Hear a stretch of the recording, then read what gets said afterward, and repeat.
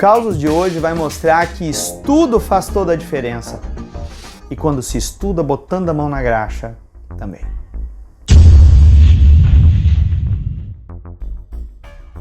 E antes de eu entrar nessa história muito interessante, por que você não curte, compartilha, chama os seus amigos para ver o vídeo também? E caso seja possível, inscreva-se e torne-se um apoiador, quem sabe? Vai no colabora.ai/DanielHDR ou aqui no Seja Membro. É baratinho, você ajuda o conteúdo do canal a continuar diversificado e sempre trazendo novidades. Eu conto com você. A nossa história ela vai se situar na década de 30, mas não é a década de 30 do Superman surgindo na indústria dos comics, é bem antes. A gente está falando aqui de um período em que os quadrinhos de super-herói não estavam em evidência. O que a gente tinha eram pulps, revistas com um papel bem vagabundo, que tinham histórias de suspense, romance, histórias policiais, às vezes de ficção científica. O Sombra é um dos personagens oriundos dos pulps. E os quadrinhos publicados em jornal, as tiras. E uma que outra publicação que conseguia se desprender dos jornais, mas na sua grande maioria eram as tiras de jornais o hit da vez. A gente tinha caras famosíssimos, né? Harold Foster, Alex Raymond, Milton Caniff e tantos outros que eu não vou conseguir citar agora. Uma pessoa em particular, como tantos outros autores dessa época, mas uma pessoa em particular, que vai ser o nosso personagem principal da história de hoje, ele era fascinado por esses autores. Esse cara era o Bill Eisner, ou como vocês queiram chamar, e todos nós chamamos, Will Eisner, o criador do conceito de novela gráfica, um dos maiores nomes do quadrinho, que já nos deixou, né? Nos deixou em 2005, filho de imigrantes do Império Austríaco-Húngaro, e ele nasceu no fim na América, em 1917, filho de um pai que era artista, com uma formação acadêmica de artes visuais, de artes plásticas, trabalhava com restauração de obras, em ateliês famosíssimos lá no país dele. O pai dele vem para a América na esperança de que ele poderia viver pintando materiais próprios mesmo, trabalho autoral dele como pintor, mas também cenários para peças de teatro, de artes visuais, né? Ele chega na América, encara a depressão, não a depressão pessoal, mas a depressão da economia, e ele precisa largar todos esses sonhos, e ele começa a pintar móveis, chão de fábrica mesmo. Will Eisner nasce começando a gostar de desenho, a gostar de arte, muito por incentivo do pai, e a mãe sempre falando assim, olha, pode levar ele para os museus, e o pai levava para o Museu Metropolitano lá de Nova York, fazia o guri ler obras de literatura fantástica, escritores renomados, e via o guri com pulp na mão, jogava os pulp fora dizendo assim, não, isso aí é literatura bosta, isso aí não serve, filho, tem que ler coisa boa, tem que ler coisa boa. E sempre procurando incentivar esse lado do filho. Eu não sei se ele projetava isso muito no filho dele, né? Das não realizações dele. Mas a mãe dele não queria. Olha, não começa a trabalhar com isso, viu, Bill? Não trabalha com isso aí não dá dinheiro. Ou então tem que ter uma demanda muito certa. Você tem que trabalhar com coisas que tem procura para tu poder ter retorno. E o jovem Bill Eisner, na sua pré-adolescência, ele conhece quem? Ele conhece o Bob Kane. E todo mundo queria ser amigo do Bob Kane. Por quê? Porque ele era um cara legal? Porque ele foi o cara que criou o Batman? Não, ele não criou o Batman sozinho, não. Era aquele galanteador, contava muita vantagem, que era trovador e tal. E ele sempre atraía as meninas mais bonitas. E no fim os caras queriam ser amigo dele, aguentavam todo aquele blá blá blá do Bob Kane para tentar ficar perto das meninas bonitas. E o Eisner estava indo nessa também, cara. O Bob Kane e o Will Eisner já desenhavam muito informalmente, chegaram a trabalhar juntos no jornal da escola. Só que o Will Eisner viu que não era aquela parada ali, sabe? Não ia levar a lugar nenhum. Aquele cara só era garganta, era um sujeitinho bem intragável e tal. E ele preferiu se distanciar e ele foi seguir o caminho dele. E o Samuel, o pai dele era Samuel e a mãe dele era, meu Deus, o nome dela era Fanny. Parece de engraçado, né? Fanny Ingbert.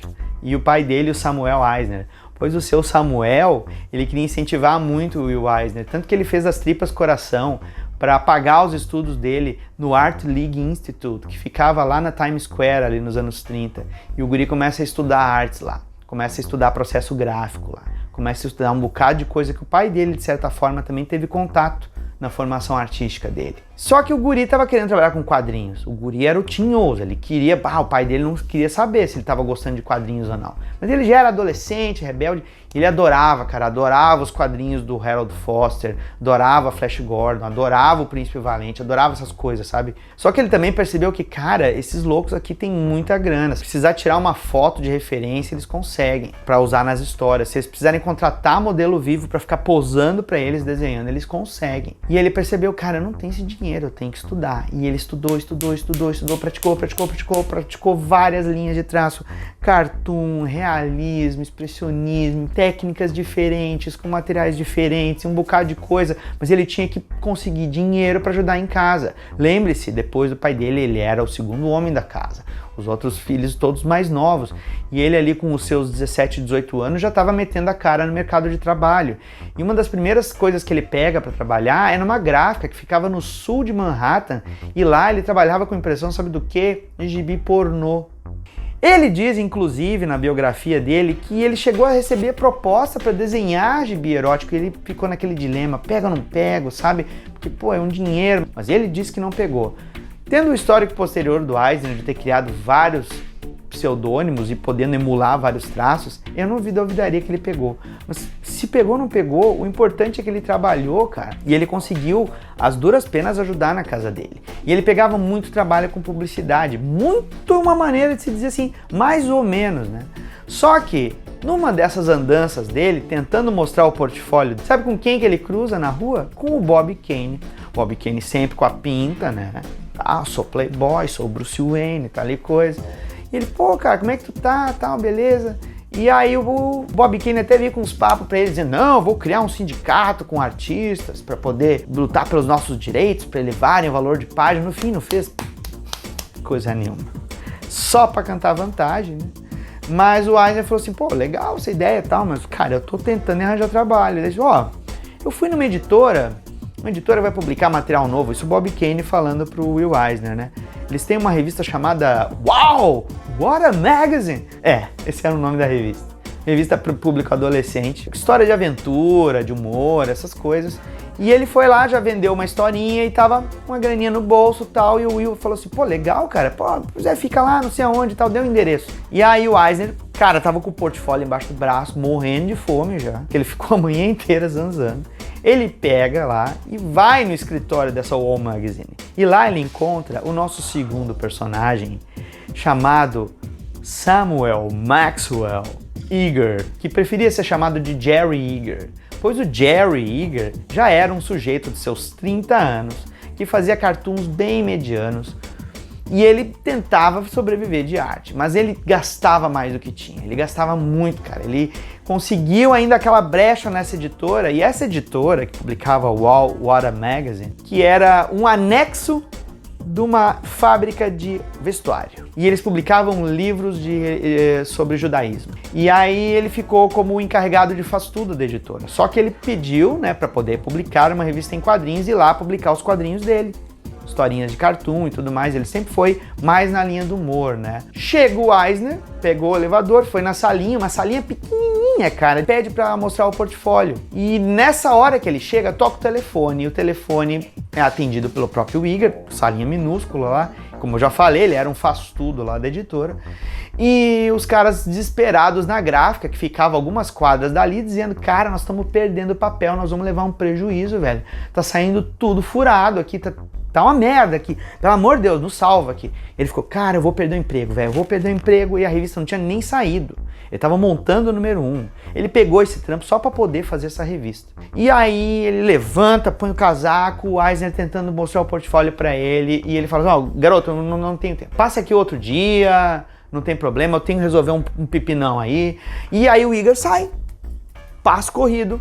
O Eisner vai atrás e diz, pô, mas o senhor não pode nem ver um pouquinho aqui, são poucas páginas e tal. E ele, não, passa aqui outro dia, cara. Pô. Pegaram o elevador junto e o Eisner pensa assim, caralho, velho, ele não vai nem lembrar de mim. E vai saber, né? Como é que eu vou conseguir achar o cara no escritório aí de novo? Aí ele pega e diz, eu posso lhe propor uma coisa? Eu vou lhe mostrando no caminho, eu juro que não vai tomar tempo do senhor. E aí quando o senhor chegar lá, se o senhor gostar, o senhor me fala, não, eu passo aqui outro dia. Aí o cara, tipo, já tava com a cabeça no pepino que ele tinha que resolver. Ele ficou assim, tá bom, vai logo aí. Tá, beleza, mostra aí. Só que o cara andando, tá ligado? Aí o Eisner, eu só imagino, cara, aquelas folhas A3, ele tentando abrir, mostrando, e o cara andando, velho. Do tipo assim, puta cara, o pepino que tá lá, você que explodiu um treco e tal, né? Pô, os papel pegaram fogo, vou perder um monte de coisa. Lembre-se que a editora não publicava só essa revista em quadrinhos. A fonte de renda era a confecção de roupas, mas eles prestavam serviço, por exemplo, para várias editoras judaicas. E aí tinha muito livro religioso. E poderia ser um rombo tremendo que ia sair do bolso do cara que gasta mais do que tem. Já parou para pensar nisso? Chegando lá, a passos largos, chegaram lá, eles se depararam, o Eisner e o Iger, olharam uma mesa de pedra com um monte de funcionário da gráfica em volta e várias chapas de impressão, chapas de bronze, tá? Caso vocês não saibam, no processo de impressão, as rotativas, elas costumavam ter as bobinas com essas chapas de bronze com o material que vai ser impresso. Essas chapas de bronze passam por um banho de ácido para poder ter a gravação, né, do material que vai ser impresso. E aí tem um corte, perfilamento para poder encaixar ali. E elas estavam com muitas rebarbas e respingos que estavam perfurando o papel. Então os caras foram imprimir os livros e estavam furando tudo. O Iger ficou assim, cara, o que nós vamos fazer, velho? E esse cara ali conversando e o Iger esqueceu o Eisner. Aí o Eisner ficou olhando assim e ficou, cara, eu já fiz isso lá na gráfica que eu trabalhei. Aí ele ficou assim, seu Iger? Ô, seu Iger. Aí o cara virou assim. Alguém aí tem um brunidor? Eu já aconteceu isso aí na gráfica que eu trabalhei lá, eu soube resolver. Isso aí só tem que aparar ali e apagar essas áreas com problema. Pra quem não sabe, eu mesmo quando eu estudei sobre processo gráfico, eu só ouvi falar nisso, sabe? O brunidor era como se fosse a borracha da chapa. Tu tem que esfregar ele, por isso que ele é muito mais resistente, o material tem que ser de muita qualidade, contra a chapa de zinco e ele vai tirando as ranhuras, todas as imperfeições. E aí tu pode imprimir o material normalmente. Ourives usa isso, o pessoal que trabalha com calçado usa isso também. E acontece que o Iger pegou assim, arranja um brunidor pro moleque aí. Tá, foram lá, pegaram o brunidor, ele chegou, arregaçou as mangas, o molequinho lá botou a pastinha dele, né? Ficou lá, raspando. E os marmanjos, o cara da gráfica ficou assim, véi, caralho, velho. Quem é esse moleque aí, cara? Chegaram pro Iger, quem é esse moleque aí? E aí o Iger falou assim, é o meu novo gerente de produção. Aí tu pensa que a história acabou aqui? Não é porque ele conseguiu um emprego. Ele tava cagando pra esse emprego, ele queria publicar quadrinhos na editora, caralho. E aí, depois que ele resolveu, salvou uma nota da editora que, os caras iam perder o trabalho. Ele voltando com o Iger pro escritório, aí o Iger falou, não, vamos ver. E ele foi olhando todo o percurso, ele olhou as páginas, chegou no prédio, olhou de novo. Isso é muito bom, rapaz. O que você pode fazer pela revista também? Aí eu quero que você me ajude lá na gráfica também, mas pela revista, o que você acha? É a minha oportunidade. E ele começou a colaborar, bolou uma história toda baseada muito no material que o pai dele fazia ele ler, de histórias de aventura, tipo do Alan Quarterman, Minas do Rei Salomão. E no número 1 da Wara Magazine, em julho de 1936, começa a ser a história do Will Eisner junto com o próprio Bob Kane e umas histórias do Iger lá também. E aí você pensa, cara, finalmente, né, o Will Eisner deslancha. Não. A revista termina 4 números depois. E aí, em novembro de 1936, a Wara Magazine termina e o Eisner fica assim, velho, puta merda, sabe? Dá aquela deprê no jovem Eisner. Por detalhe, ele tinha mentido a idade dele. Ele não falou pro Iger que tinha 18 para 19 anos. Ele falou que tinha 25. O Iger só queria que o guri entregasse o gibi no prazo, beleza. O Eisner pensando, cara, as editoras estão surgindo, pode ver, a Wara Magazine acabou. Mas se elas estão surgindo, elas precisam de material. E se eu fizesse um material sob demanda, ou até mesmo oferecesse material já pronto e fizesse essas editoras que estão surgindo, às vezes não tem nada para publicar, surgirem com o meu material. Aí ele virou a chave. Cara, eu tenho que sentar a bunda na cadeira e desenhar. Mas eu preciso ter uma venda, preciso ter alguém para fazer as vendas para mim. Alguém que seja impetuoso, alguém que seja cara dura, alguém que seja garganta. Não é o Bob Kane. O próprio Iger. Aí ele, cara, só ele. Ele é meio difícil de lidar, mas eu acho que ele vai querer. Aí ele conversa com o pai dele até fala, olha, se o sujeito topar, se vocês precisarem, eu posso tentar conseguir uma grana. E aí o Eisner tava para passar lá no centro, né, de Manhattan, para entregar um freelancer que ele tinha feito uma tirinha de detergente, de uma marca de detergentes lá para uma agência de propaganda, um anúncio publicitário. Ele ia ganhar uma graninha, ganhar uns 15 doleta. Ele entra em contato com o Iger e antes se fala, olha, eu vou passar aí para Manhattan, você não pode se encontrar para conversar, eu queria te convidar para uma parada aí e tal.